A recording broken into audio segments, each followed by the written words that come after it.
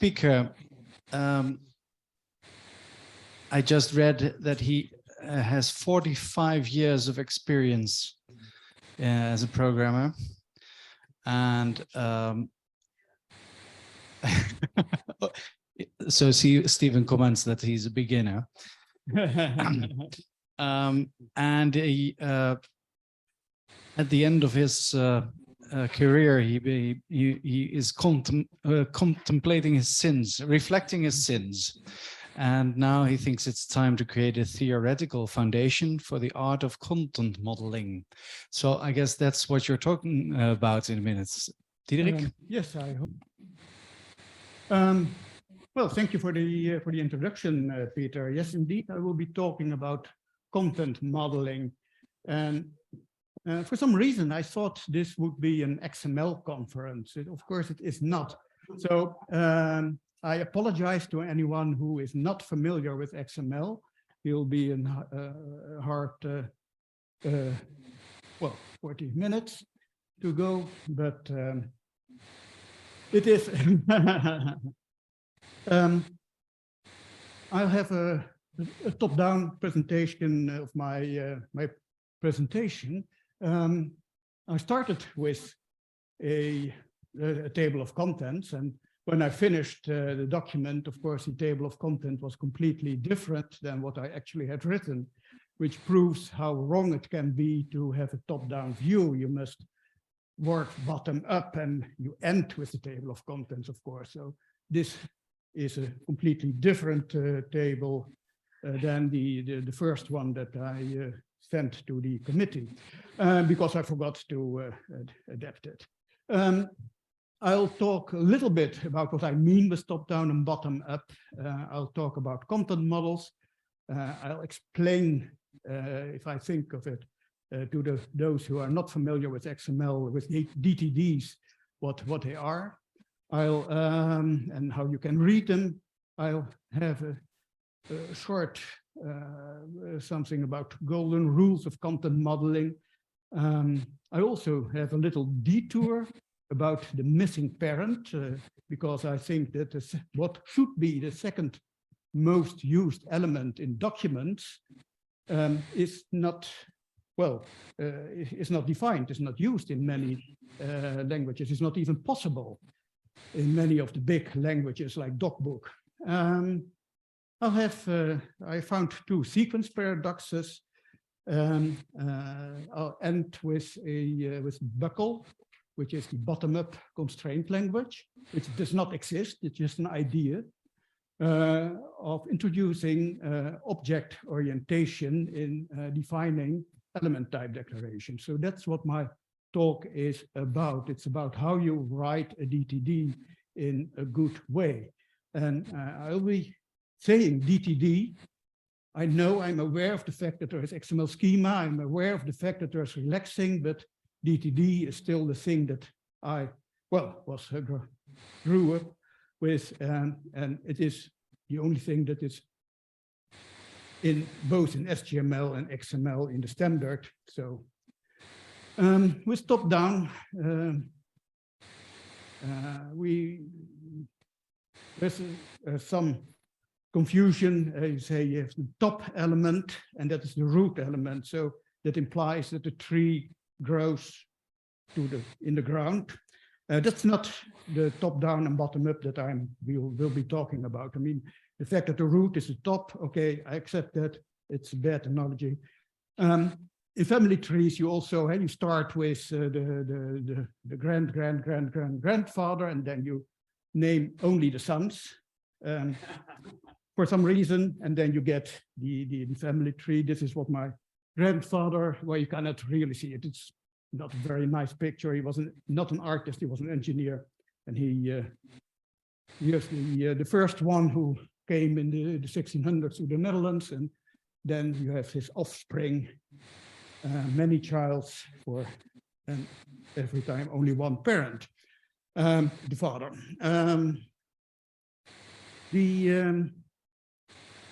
What I'm talking about is top-down in the way like you use it in CSS or in XPath.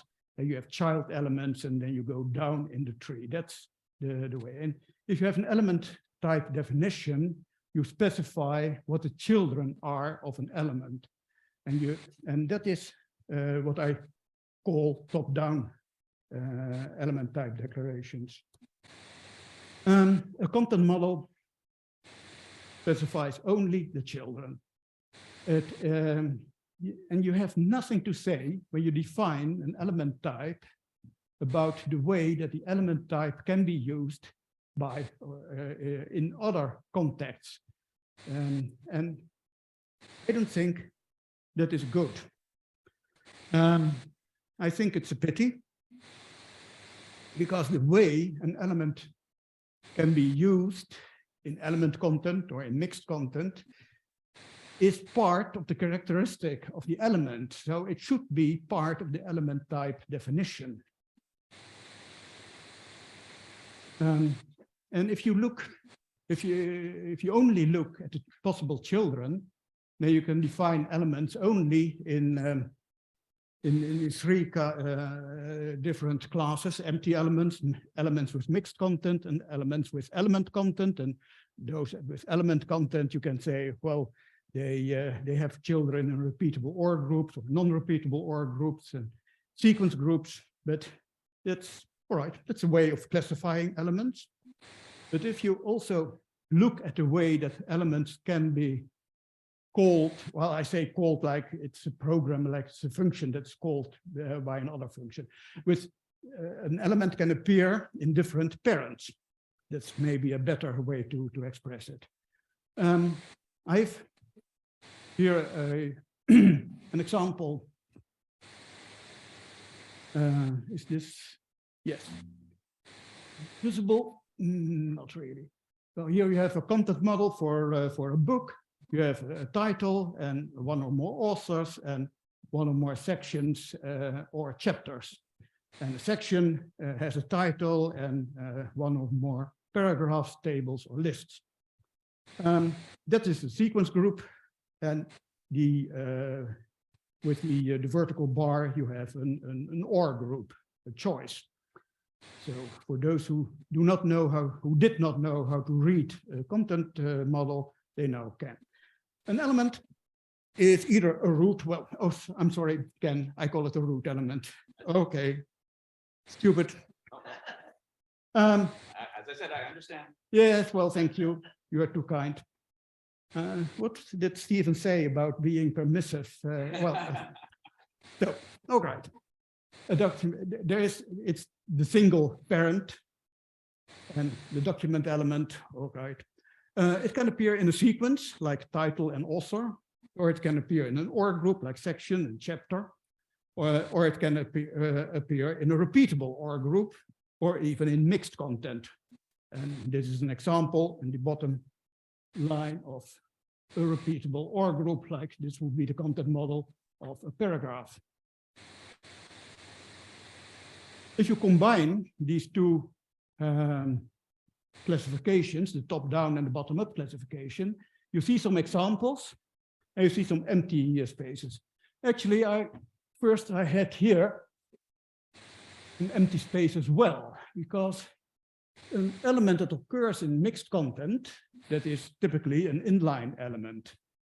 And it is questionable whether you would allow elements in mixed content to have element content itself.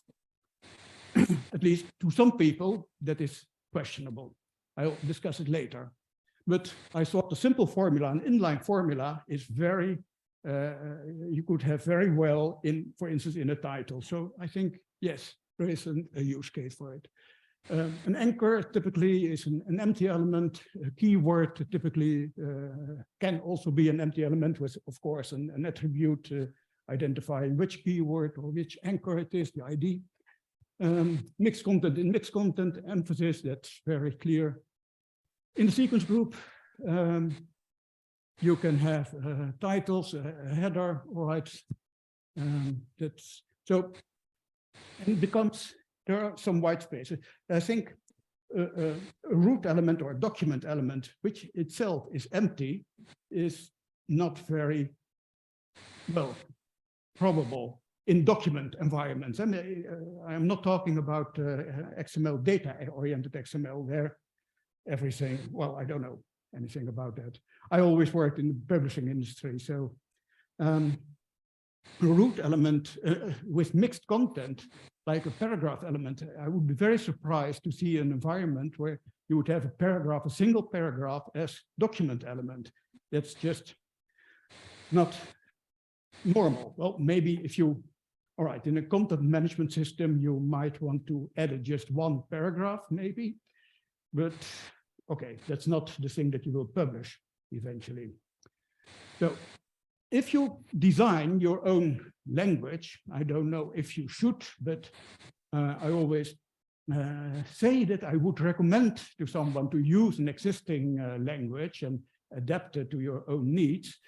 And Dita is a very good language that you can adopt to your own needs. But if I do it myself for my own simple purposes, I write my own languages. And when we worked with Kluwer, that was 25, 30 years ago, we had to write our own language because there was no standard available for us. So when you do so, you very often have certain rules, and these rules are very often based on the classification implicitly that I previously showed. Like an element should only occur once in a content model. That is, if you do that, you avoid a lot of possible ambiguity. So that's a very simple rule, and I think I've never seen a use for, well, no, I'm not going into that. There is a use, but sequence groups should not be optional or repeatable. I don't say that is a rule that everyone should follow, but I think it's a very sensible rule, because if you have a repeatable sequence group, it suggests that there is a connection between the elements within one round of repeating, and I think you should put a wrapper around it. You should have a containing element around it. So these are simple rules to make more reliable documents. And now we get to some questionable points. Mixed content may not contain element content. I just mentioned that. It is a rule that many DTDs follow, and I don't think it's a good one. And we have the other one, element types should only occur either in mixed content or in element content. That was a rule I didn't invent it myself. I was taught it by my predecessor, Mark Woltering. We had one or two elements, table, I think. We had appendices that could exist of just one or more tables. And we had tables as a floating element, as an inline element in paragraphs, because you could have a bit of text, then a table, and then the paragraph would continue after the table. So that was, well, he thought it was suspicious. And I'm not quite sure. There's a good argument for it.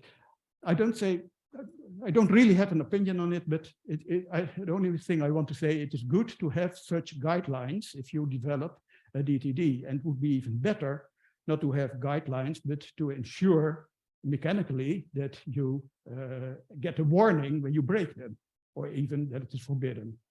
Because I think validation is really important, like Stephen said, the compiler is a very useful thing. It helps you to get code that, well, maybe is correct. The chance that compiled code is correct is big. Well, I'll go into one of these questions. Is element content in mixed content allowed? Now, in simple text, I thought usually not, but an inline formula, well, I think that could be very well be part of a title. I mean, you could have an article about ESMC square, and that is a simple formula. In complex text, like in paragraphs, the candidates, like in the Kluwer DTD, are table, formula, figure, list, quotation, and note. And I'll walk through some of these. In or between a paragraph, a table or a figure, The Kluber DTDs, they were part of the paragraph. And I think that was not correct. And the reason, but it's a recent thought, Stephen mentioned that it was not clear, and of course it's not officially stated, when you had to use an attribute and when you had to use content. And I think a very good guideline, also an unofficial guideline, is everything that you want to be printed on the paper should be in element content, or sorry, should be in content, and everything that is hidden should be an attribute. But there is no standard that specifies this. This is just a good practical way of dealing with text. And the other thing is that what you should have in a paragraph is what you would read when you read the document loud. Then you will read a simple formula. You will read a list, but you will not read loud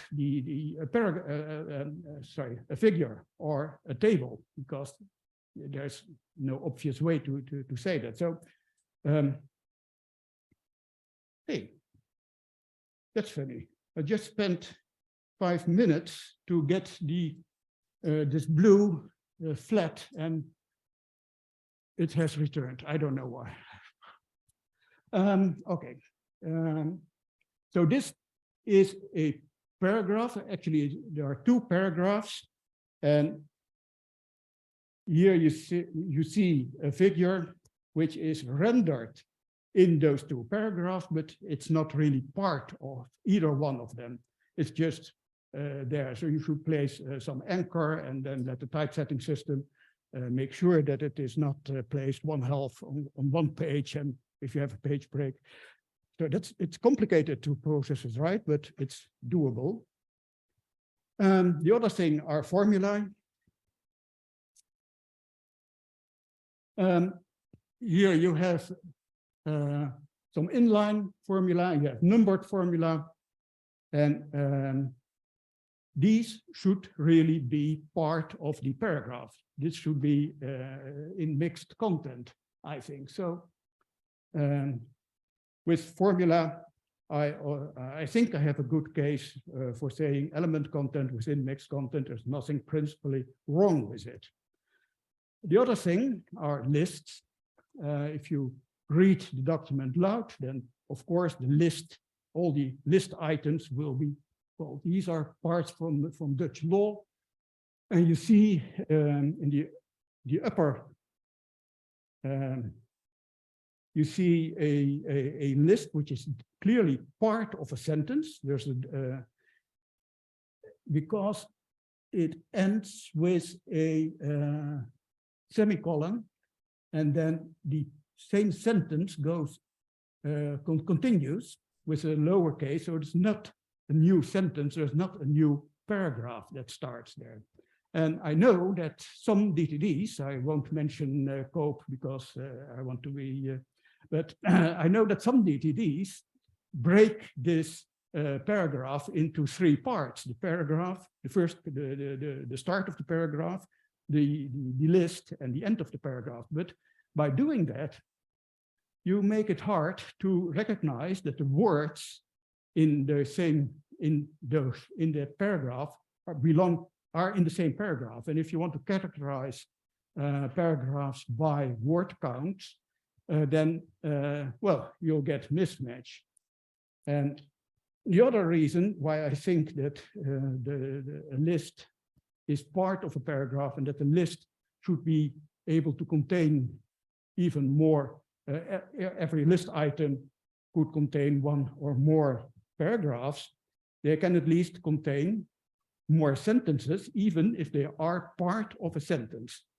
You see here, in the lower diagram, you see here, it is a part of a sentence. It starts with a lowercase, but there is a kind of, a new sentence is part of the sentence. So a sentence can be part of a sentence. It's not like what you find in literature, but in the law, it is possible, and the law is always right.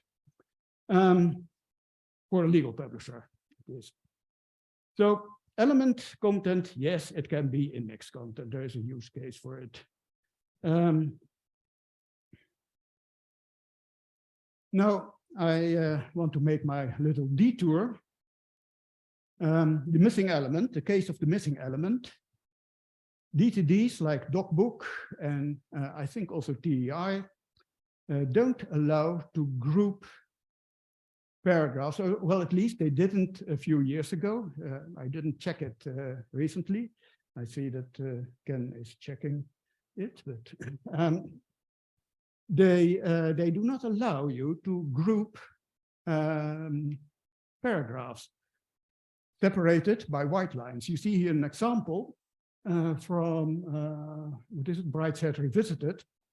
It was quite hard to find an example in English. I don't know why, but in Holland and in Germany, it is very usual to have paragraphs that start on a new line, and then when you change the perspective, there's a new line, a blank line between a white line between two groups of paragraphs, and then you get the second group. But we don't have a name for the paragraphs above the white line and the paragraphs under it. There's no, and maybe that's the reason why there's no element for it. In what in DocBook, we tried to use DocBook for our magazine, for the journal of the HTML, the Dutch chapter of the HTML XML users group, and we wanted to adopt DocBook for it. But this was vital for me, at least, and it is not possible. You should put it in a section, but the section has a title, must have a title, and I don't like empty titles. Of course, you can fake it, but I don't like faking it. So is this different between a linear and a paragraph? no, certainly not. No, a paragraph is a section. An alinea is the English word paragraph is in Dutch an alinea, and what we call a paragraaf is a section, as far as I know. So what do we call this combination? There's no word for it. Oh, in Dutch, there's no word for it. I thought you meant in English there was no word for it. No, in either language. There's people do not recognize it. If you read style guides, then they just say, if you change the perspective, you add a white line. They do not say like things like chapter or section. Those are, we understand, but there's no word for it. Sounds procedural, not declarative. Yes, because you don't have a name. If you cannot name it. If you can't name it, you can't No. declare it. So in our Kluwer day today, we called it alinea block, but I think alinea group, paragraph group would be a better name.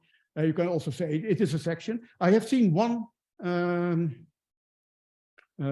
style guide, English style guide, where they called it a section. Not a paragraph separator? No, the paragraph separator is a separator between paragraphs. It's either a new line or a white line. So, well, so this, and I think it's a pity because I think it should be the most used element, of course, is paragraph in the text environment, and this should be the second most used element, because every paragraph should be part of a paragraph group, but it is not there. The reason why I take this little detour is just, well, because I always say things that I go into detail, sorry. The reason why I do it is because it helps me to build the example DTD that where I will come. So I have two content models, classical top-down content models, one for the paragraph and one for the paragraph group. So you have the paragraph, the notes, the tables, and the figures are together in the paragraph group, and the formula, and I don't make a distinction for inline formula and numbered formulae, but of course I should have. It's just an example. Now I come to the sequence groups. Sequence groups, of course, are in element content. And I think of every element content as being a sequence of OR groups, even if it's only a repeatable OR group with no predecessor, and it's still a sequence of one OR group, at least one or more OR groups. So if you, an example of such a sequence group is a very generic model for novels, for books, a book being having one title, one or more authors, and then a choice of introducing paragraph groups, introducing sections, introducing chapters, and, well, optionally some parts. Nothing is required because this is a very generic and very general and free content model that you could have as a publisher, but you wouldn't give it to an author because it's too free. When you discuss a book with an author, you generally say, will it be divided into chapters? Will there be parts? And so you make a sub-DTD, which, for instance, say you either have paragraph groups, sections, chapters, or parts, or maybe even only you have chapters, nothing less. And a chapter has sections, and a section has paragraph groups. I call these sub-models and sub-DTDs. Those are not officially defined words, but in my opinion, a sub-model or a sub-DTD can be defined, or any model or DTD can be defined by the set of by the section of valid documents according to the DTD. So if the set of valid documents of a sub-DTD is a subset of the set of valid documents of the super DTD. So if you can tighten a DTD to a more sequence group. So these are two options for a publisher to present.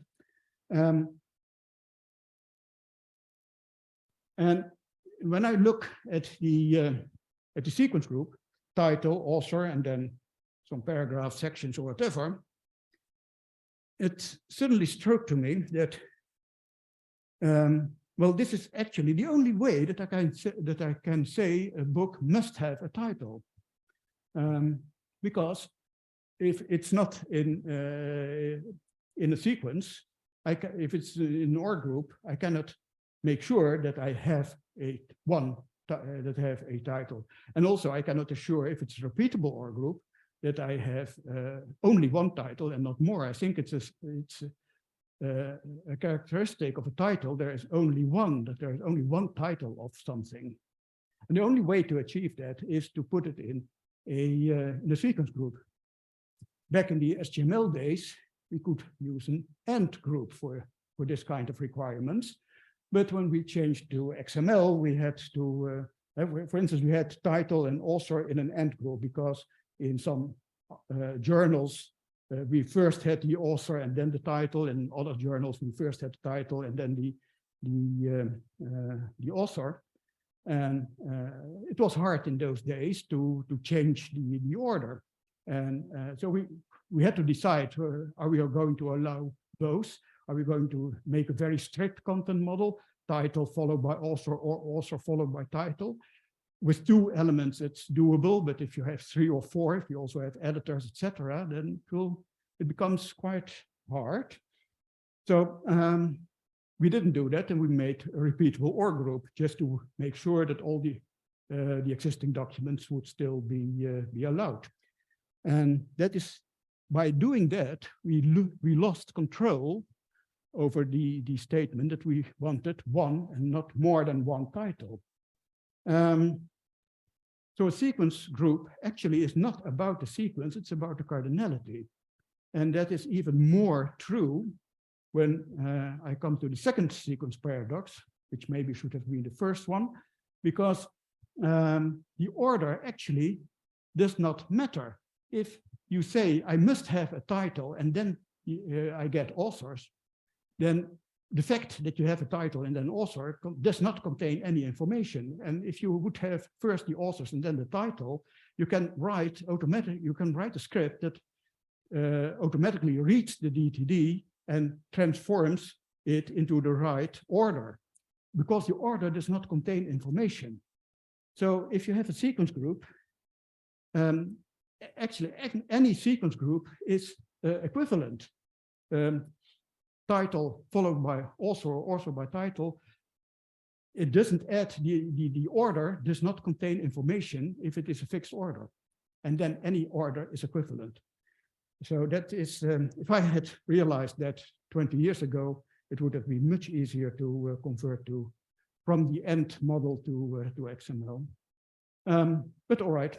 And of course, 20 years ago, to 20 odd years ago, it was not so easy to write a script that transformed the order of a document. So maybe we did it right. I'm now, after all this talking about how all the troubles that you might have thinking about how to make a content model, how to define a document type,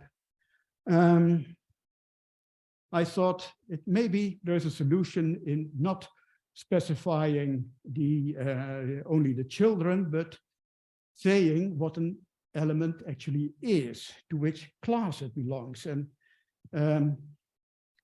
because I think that it is, I repeat myself, but I think it is a characteristic, it's a property of an element type that it should, that you only have one, like title. That is a characteristic of title. It should not be a characteristic of book or a section or chapter, that they only have one title. No, every title should be unique within its parent.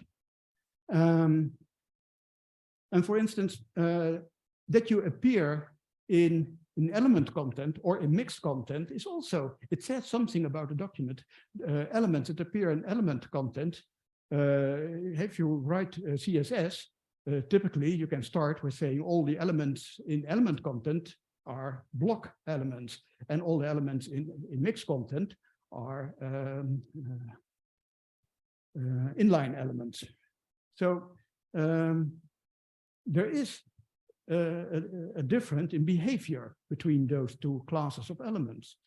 And also, a few years ago, I wrote a script to make automatic classification of sections by doing word count and using relative word frequencies. And then I was confronted with the fact that I had to know which elements are word boundaries, because an inline element like emphasis is not a word boundary.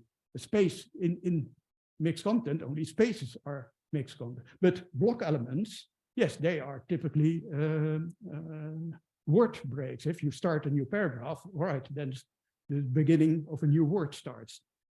So it's not only for CSS, but it's also for more or less natural language processing important to know the difference between block and inline elements.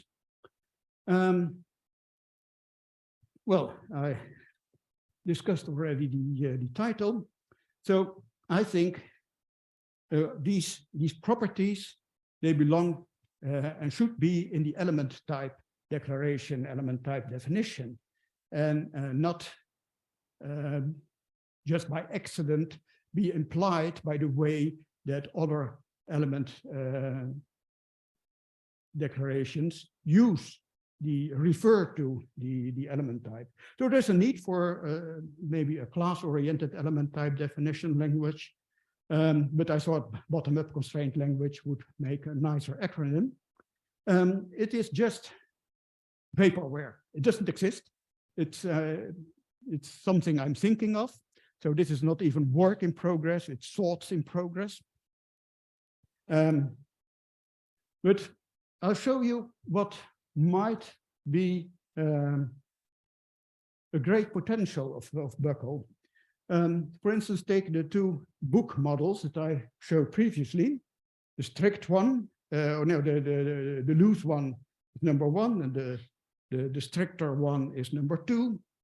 If you define a book and just say it contains head elements and body elements, if you say from the title that it is in head elements, and it's a single and required, and from author, it's single and it's repeatable and required, then you can construct, this language does not exist. It's just, it should also, of course, be XML, but you have to write some XML so to make it less visible, more visible and less invisible. This is, well, pretty straightforward bottom up. Doesn't really help you very much. It helps a little, but if you see the second one, if you define a paragraph group as being in the class body elements and with its own content model, because paragraph group has a different content model than the other ones, but section, chapter, and part have similar content models. They just don't, a section cannot contain chapters, but it is, for the rest, they are very simple, very similar. So if you define a section, chapter, and part as being in the class body elements, then if you say the body elements, if you define body elements as having a title and then having other body elements, and saying it's a sequence and it's optional, then you get the very loose content model for book, for part, and for chapter.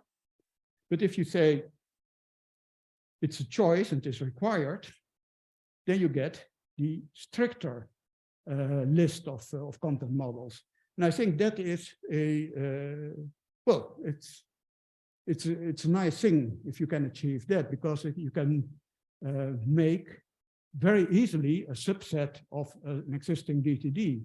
And wouldn't it be nice if you would just say to DITA, if you might make your own DITA specification, that something is a class, is not only by adding a class attribute, but that it automatically would be put in all the relevant parameter entity references, so that the element would appear in all the places where the class is supposed to be. So I think that this could really save maintenance time and result in more, well, let me say, more predictable or more, yes, predictable DTDs and content models. So rounding it up, I think there is a use case for something that automatically creates DTDs, automatically creates content models by specifying really what an element type is, and not only what children it may have. And I think that it could help to have such a language and to have a processor that interprets the language and then creates the DTDs.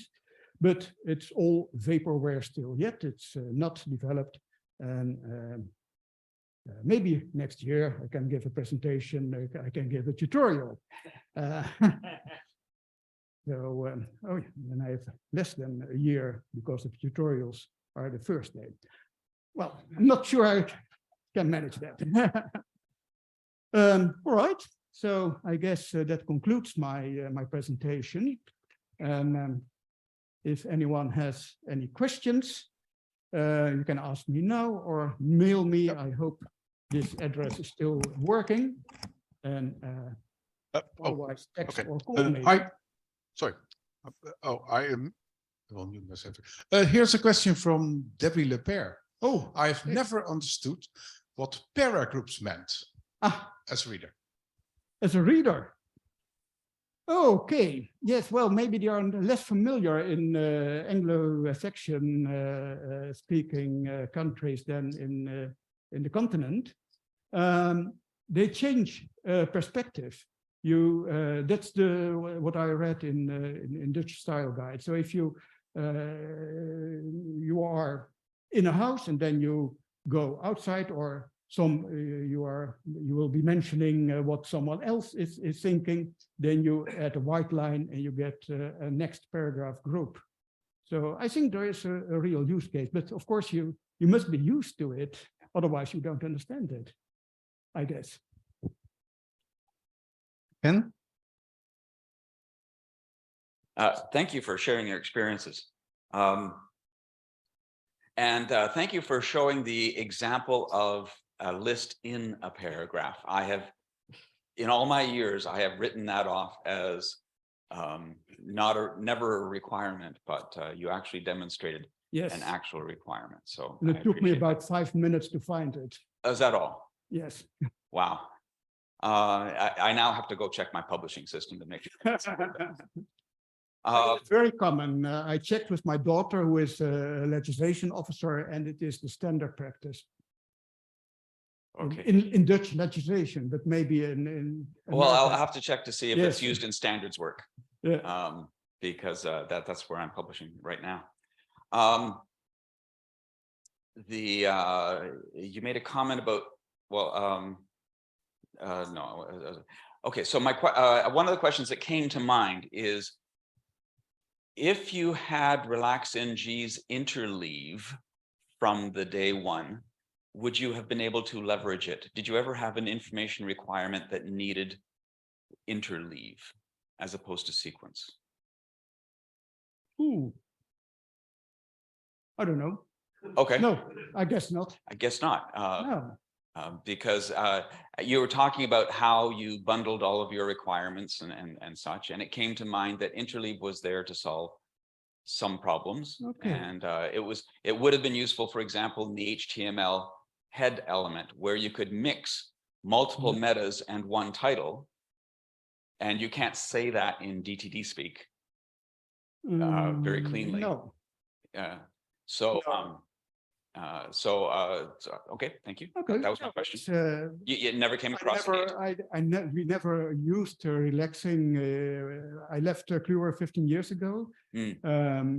I attended some tutorials about relaxing. I liked it, and I thought, well, if I had to start from scratch, I would use relaxing. But we now have a complete system. So yeah. Well, when I think of modeling, I try to think of interleave. Yeah. Okay. Thanks for this. Diederik, there were some further remarks on in the Zoom. Tommy Usden says, I'm charmed by this talk. I disagree with almost all of the specifics, but agree that almost all of the issues are important and that more discussion of them is interesting and useful. Okay. And Debbie Pair adds, JATS archiving allows untitled sections. Okay, yes, but that's one of the major languages that I didn't examine. So I'm very glad it does, and it should. I'm very glad it does. Thank you. If you have, yeah, I also have a personal comment. So I was thinking, if you have prose, you can have sections without titles in regular prose. Yes, like in Dutch we call them coupletten. I don't know the yes, but of course, well, in legislation, it's remarkable how few poems you have in legislation. So I don't have much experience. Oh, sorry, prose. I thought you said poetry. No, prose. Yes. Yeah. Yes, in ordinary prose. Yes. I had one other one about the buckle that you described, the bottom-up constraining language. Why would you use a contains if it's bottom-up? Well, you don't really need it, because you can say for an element, oh, I can have siblings before and after me. Yes. It struck me myself. Well, the point is you should use bottom up for elements that are used in many other elements, but a thing like chapter typically occurs in books. So that's, and if it has only one typical parent, I think it's just easier to define it top down. But I've no I don't think you should be too strict in these kinds of things, because otherwise then there will be probably other problems that I can think of now. So some kind of mixture. It's just called buckle because that's a nice acronym. The bottom up is it's just an addition. It should not be exclusive. You must you must go up and down. I never liked when I was a programmer to only top down program or bottom up programming style. I always went up and down and until I got an shape. Right.